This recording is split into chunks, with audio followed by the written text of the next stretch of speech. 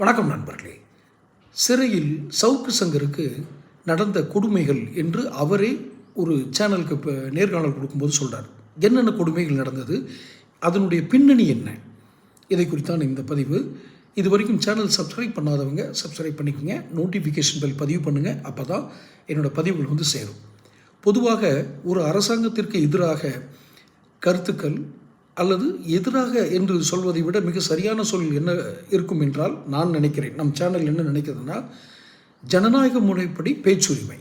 அது எதிராகவும் இருக்கலாம், ஆதரவாகவும் இருக்கலாம், நடுநிலையாகவும் இருக்கலாம், எப்படி வேண்டுமானாலும் இருக்கலாம்.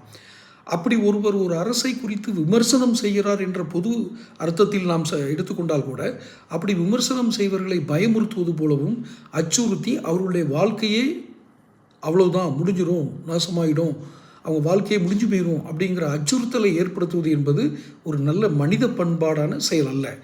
இங்கு நம்ம சவுக்கு சங்கர் விஷயத்துக்கு வருவோம். அவர் மிக வெளிப்படையாக பொதுவெளியில் ஒரு சேனலில் நேர்காணல் கொடுக்கும்போது சொல்கிறார், நான் நல்ல ஆரோக்கியத்தோடு தான் சிறைவாசத்துக்கு சென்றேன். மருத்துவ ஆய்வுகள்லாம் எடுக்கப்பட்டது. ஆனால் மருத்துவ ஆய்வுகளுக்கு பிறகு இவர் சிறை சென்று பெயில் எடுத்து வெளியே வந்த பிறகு இவருக்கு ஒரு மருத்துவ பரிசோதனை இவராக சுயமாக செய்து கொள்கிறார். அதில் வரும் ரிப்போர்ட் எல்லாம் வேறு மாதிரி இருக்கிறது. என்றால் இடையில் என்ன நடந்தது? இவர் சிறையில் மட்டுமே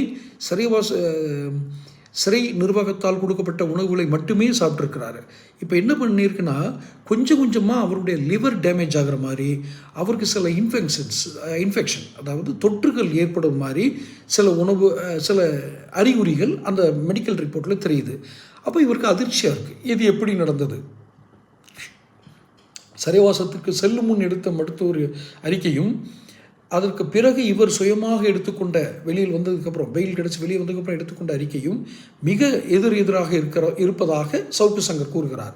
என்றால் சிறையில் அவருக்கு வழங்கப்பட்ட உணவில் ஏதேனும் உடல்நலத்தை பாதிக்கக்கூடிய நீண்ட நாட்களுக்கு பிறகு அவர் மரணம் ஏற்படும் வரையில் ஏதேனும் நடந்திருக்கிறதா, அப்படி ஒரு சதி நடந்திருக்கிறதா, உணவில் அப்படி ஏதேனும் கலக்கப்பட்டு ஏனென்றால் இவர் தனிமை சிறையில் இருந்ததாக கூறுகிறார்.